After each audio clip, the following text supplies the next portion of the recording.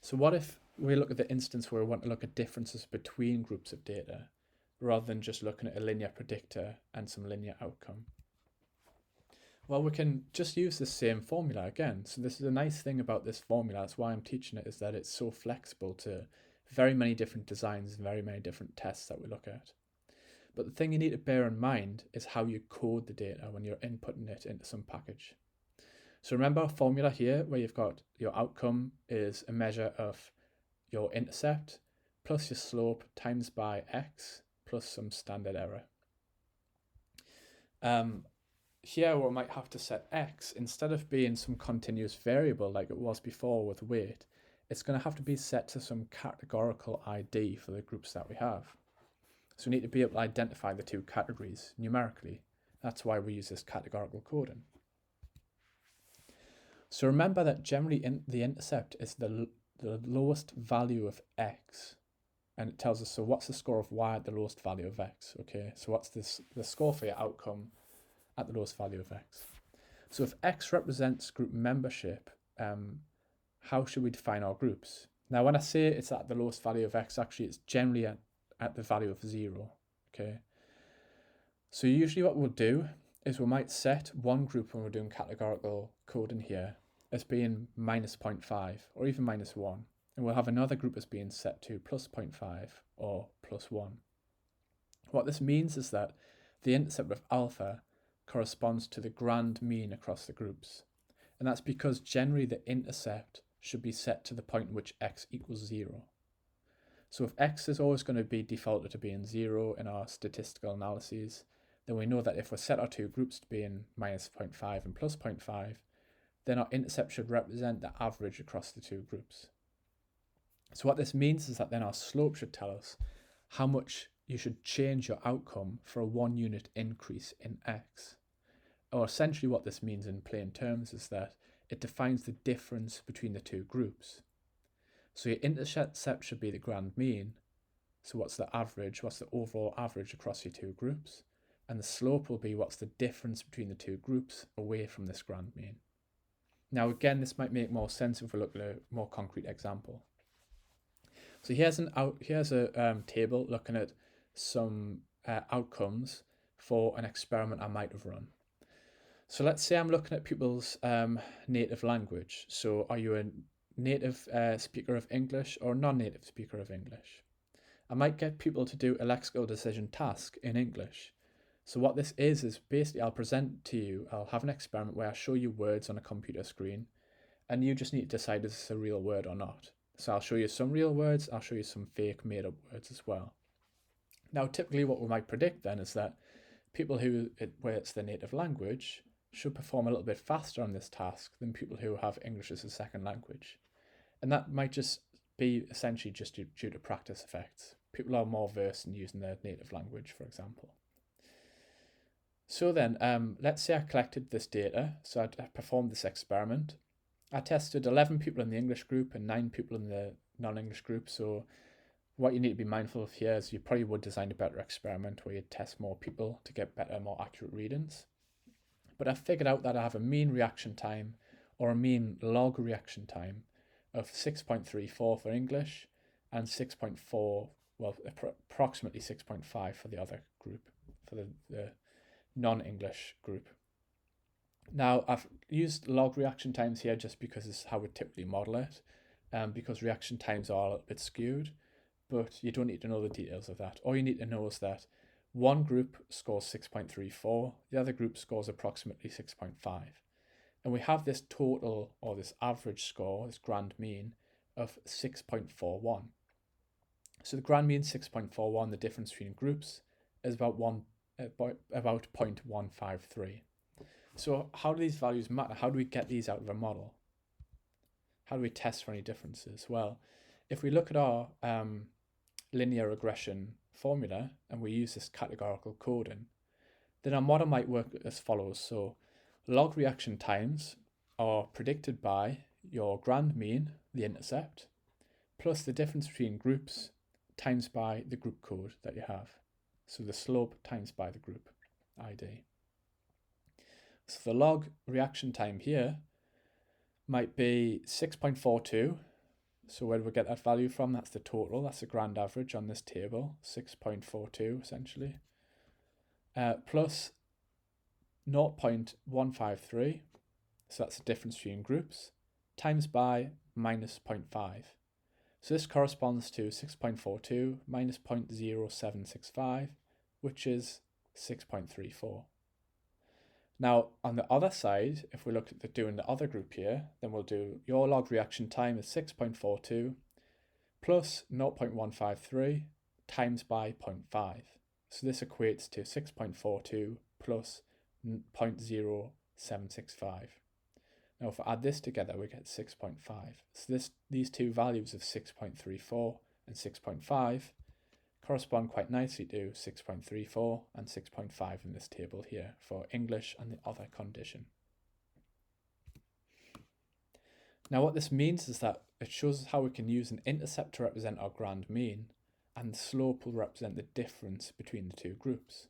So we can combine this information together to fit a model which can tell us, well, is this difference a reliable difference or not? So here I might have fitted a linear regression here. I'll say let's check if the slope term is significantly different from 0. This will then tell us whether the difference between groups and their reaction times is surprisingly larger than 0, that null hypothesis. So the slope here is again 0.153. Our standard error is 0.063. Our t-value is 2.407 and our p-value is 0.027. So it's below our traditional cutoff in psychology of 0.05. Now this means that I can quite confidently reject the null hypothesis that there's no difference between the groups in their reaction times. And if I use this decision criteria, I'll only be wrong 5% of the time in the long run if I do this. So I'll only be interpreting this as being a true effect when it's a false positive 5% of the time. So I can be fairly certain that the decision I'm making is quite a safe one here. So the log of reaction times here is significantly different between the groups. This is what we talk about in terms of statistical significance. If your p-value is below your cutoff or your alpha level, then you might see there's a statistically significant difference between the groups. So what we mean by this is that non-native speakers of English are significantly slower to decide if a word is an English word when compared to a real word compared to this English group of speakers. So this effect then is assumed to scale up to all native and non-native English speakers here. So this is what we mean by using these statistics about our sample to draw inferences about the general population. Now, if you only cared about your sample, then you might just look at your descriptive statistics. You can say, well, in this sample, there's a difference between this group and that group. But what we care about is saying, well, is there this difference in the sample likely to scale up to everybody in the population if we looked at these two groups? So then what if we have multiple groups as well? Well, we can test for effects of a native language, for example, or even word frequency together in the same model formula here. So what I mean by word frequency is that if you have very common words, high frequency words in a language, it's normally easier for people to decide if that's a real word or not because they've seen it more often. And if they have low frequency words in the language, then it's harder for people to make that decision because you have to decide, well, oh, is that a true word or not? I'm not sure. I can't really remember if I've seen it before. But to do this sort of testing, we'll just simply expand our formula. So our outcome is alpha, the grand mean, plus the slope for condition A, which would be native language, plus the slope for condition B, times by the codes for condition B, which would be word frequency, then plus the interaction between A and B, which is, again, those codes between A and B. So what this means is that we're fit for what we call a main effect of condition A. So does native language on its own matter? We're fit for a main effect of word frequency. So essentially, does having a high frequent word or a low frequent word matter? And then we look for an interaction between the two. So this might be the case that maybe English speakers are faster than non-native English speakers for low frequency words only. That's actually only these rare cases when people might not have been exposed to these words where we get a difference. Where with all the other combinations, there's no difference between the two groups. This allows us to break that effect down. So as before, we might use contrast coding. So native language, which we'll call maybe condition A here, would get codes of minus 0.5 and plus 0.5 for English and other. And word frequency would get codes of minus 0.5 and plus 0.5 for high and low frequent words.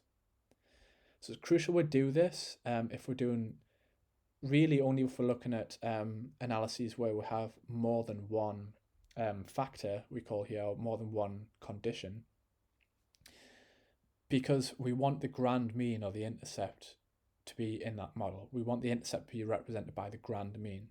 If we don't set our codes to this sort of contrast coding here, so instead we leave this as 0 and 1, which is the default in a lot of software packages, then what will happen is the intercept will be the reaction time for one specific interaction between these two factors of native language and word frequency.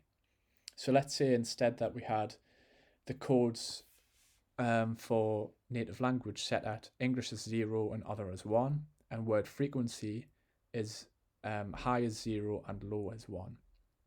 If we did that, the intercept itself, which is always where these conditions equals 0, would mean that the intercept represents people's reaction times when you're in the English condition and when you're looking at highly frequent words. So you don't want that, because you want to be drawing inferences about the overall effects of each of these two factors independently of the other factor before you then look at the interaction between the two of them. So what happens with this then is we might break this effect up and look for the two main effects. If we find an interaction, then we need to break up our data set to figure out, okay, well, where does this effect lie? So to do this, we'd probably explore using several linear models on a subset of the data. So is there a difference between native English speakers for high and low frequent words? Then is there a difference between non-native English speakers, other, for the high and low frequently words? If we do this, then we should be able to see where the actual effect lies if we have an interaction between our two factors. So how do we draw inferences beyond these models? Well, being able to draw inferences in these models where it shows you that your parameter estimate is significantly different from 0 is sometimes useful. So for example, in this previous experiment that we looked at, it tells us whether or not we have presence in support of an effect of native language. But often we don't just care whether or not these parameter estimates say that the effect is different from 0, because, well, how big is that effect? Different from 0 is really not all that impressive, is it? So it could be that you have a very big effect, which is very far away from 0, or you have a small effect, which is quite close to 0. And the sorts of inferences you draw from this, well, how big is the effect, is going to be dependent on other factors. So just how big is the effect that you have. So one method to look at how big your effect is to calculate what we call a confidence interval. Now, a confidence interval essentially tells us what the upper and the lower bounds are for our parameter estimates. So remember, these are only estimates of what the true value is in the population. So it could be that in the population, the effect is slightly larger than what we've estimated, or it could be slightly smaller than what we've estimated. So what I want to do then is I want to use these confidence intervals to tell us, well, where's the most likely region for where this parameter should lie? So what can be my upper and lower bounds for the effect? So then, as I said, these are the intervals of the possible values for an unknown parameter that we're trying to measure. So we're trying to get an estimate of what this parameter actually is. So a confidence level that you look at tells you whether or not the value is in this proposed range. So let's say I calculate a 95% confidence interval. What this means is that 95% of all the confidence intervals I produce using the same method will contain the true parameter value. So it gives us a good range in which we can think that, okay, my true parameter value should lie somewhere within this range, 95% of the time anyway. So if I use this decision criteria, I'll only make a wrong inference about that range 95% of the time. So how confident should we be then in the estimates from a linear model? We can calculate a confidence interval using our t-distribution. So if we want, say, a 95% confidence interval, then we know that we need this critical value of 1.96. So remember, if our standard deviation is approximately 2 or 1.96, this is where 95% of scores lie. So if we take our slope estimate here and we take away 1.96 times by our standard error, so that's the variability in the scores, this will give us the lower bounds of our confidence interval. If we want the upper bounds of the confidence interval, we just take our slope plus 1.96 times by the standard error again. So here that slope estimate from that first model was 1.86, and we had a standard error of 0.167. You saw that in the outcome of the model. So a good estimate for what a lower bound might be for our slope, for the effective height on weight, would range from 1.53 to 2.19. So actually that estimate of 1.86 is reasonably good, but we do have some flexibility in how big that effect might be. It might be a little bit smaller, might be a little bit bigger than that in the true population. So then all we've seen from this regression summary so far then is that, well, our regression model is very flexible and it allows us to test directly for any differences between any separate groups that we have. So we might look at categorical data, see, well, do these categories accurately predict some outcome that I have? If we do this and we need to use contrast coding, it's important to understand then what your intercept and slope represent. Now, typically your intercept is always where the categories are equal to 0. So it's important that you use contrast coding when you look at more than one category. So if we make parameter estimates for a slope, with this coding, this means that we can calculate the mean difference in scores between groups. Our p-values then tell us whether this slope term that we've estimated is significantly different from 0. Now we don't just need to get the best estimate of an effect that we kind of do here. So what's the best guess for the effect? We might want to know, well, how big or how much far above or below this effect is it likely for this value to be in the true population. So this is where we can figure out what the upper and lower bounds of our effects are using confidence intervals. Now these are really useful ways for us to kind of summarize our data. So we've seen we can figure out, is there an effect out there in the population by using p-values? Then our confidence intervals say, well, how big is the estimate that we have? And we use our parameter estimates as the best guess for the size of the effect as well. So there's a few additional considerations you need to make when you're using a linear model. There's a few assumptions that the test makes in that you need to check for it to make sure that you're going to get reliable estimates from the model. So one is that you have a linear relationship between your variables. Simply just check the scale of your data here. So it's likely that if there's not a linear relationship between the variables that you have, so that you might have a non-linear relationship, so it might be that you have some parabolic curve or something like that going on, then maybe you shouldn't be fitting your data with a linear model, a straight line.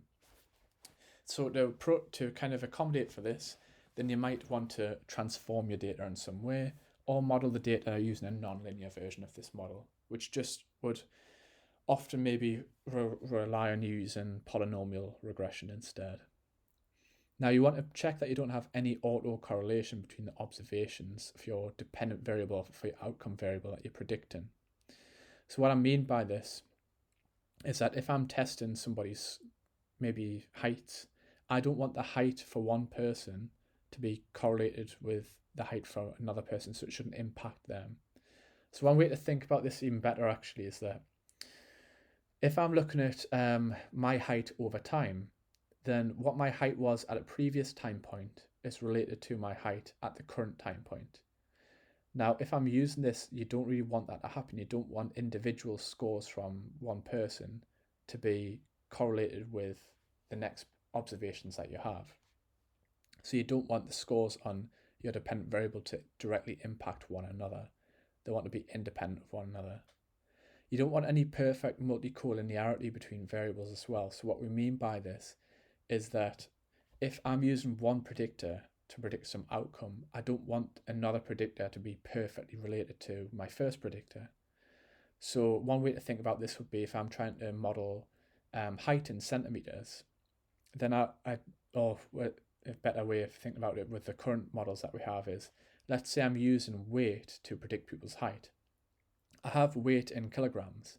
I don't want to have also people's weight in stones and pounds as a predictor in the model, because they'll be perfectly related to one another, all these predictors. And this can throw off how good your estimates are for the residual error in the model. So it can actually make your model really unreliable. So don't do that. You want to check that the residuals or the residual error that you have in the model is normally distributed. If it is, then you're fine to go ahead with the linear model. If not, then you maybe want to adjust the way in which you're modeling the data by maybe transforming your outcome variable. Then we've got homoscedasticity or homogeneity variance, which says that the residuals should be equal across a regression line. So what we mean by this is at maybe large, let's say at very heavy weights, we want the residuals to fall away from the average line at approximately the same rate in which they fall away from average weights and small weights. If these estimates are thrown off very much on one side of the scale, then that's going to be a problem again for your modeling. So how might you do this? Well, in R and in other packages, again, you can calculate what's called a quantile plot to check for normality. All you need to care about this is that you're setting up some theoretical quantiles, which is essentially where quarters of the data lie. Okay.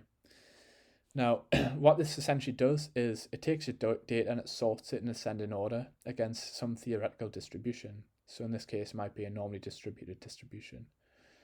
Now, what you want to find is that the actual observed residuals that you have, so that residual error away from the perfect best fit line, should be pretty much evenly distributed across the different measurements that you're taking. If that's not the case, then you have a problem with your data.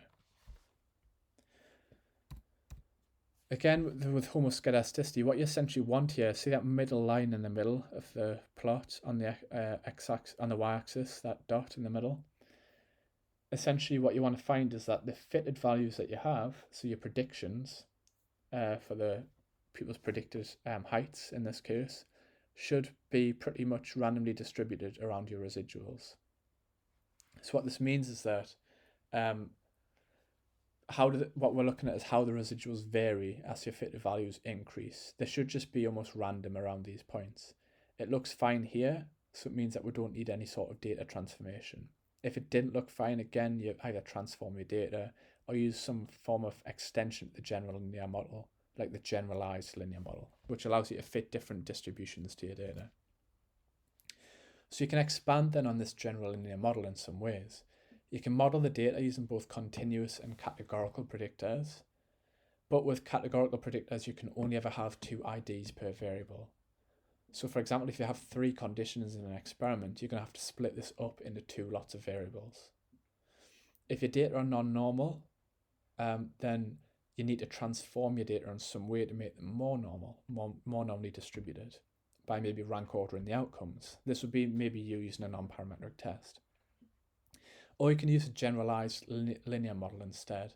Now, again, this is very easy in R. You just slightly adjust the sorts of functions that you use.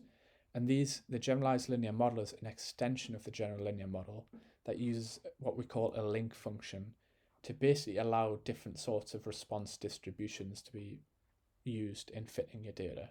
So we might use a logistic distribution here, using logistic regression.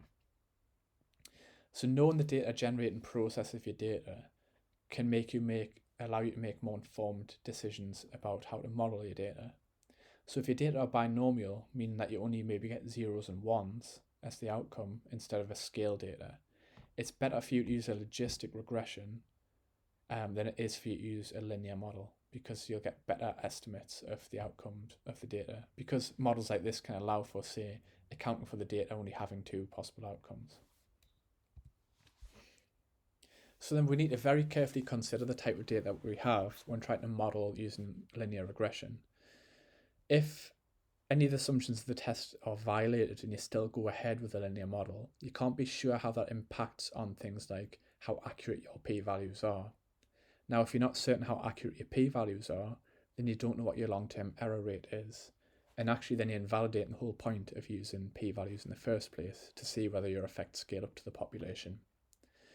Now, the linear model makes lots of assumptions, and these can be checked quite easily beforehand by looking at the data that you have. So you want to see, well, are my data meeting the assumptions allowing me to fit a linear regression to the data? If not, you can transform your data in some way or model it in a different way using a generalized linear model. And this then allows you to kind of account for the assumptions of your data being violated. Now, statistics in general relies on summarizing your sample in some way. So you need to get a sample of data from a population. You then want to see, well, what's the pattern of effects in the sample that you have? What does the data look like? You can you do this using descriptive statistics to describe the central tendency and the dispersion in your data. So what's the average score and how far away do people fall from this average? On top of this, you might want to plot the data to allow us to actually visually depict these descriptive statistics in some way.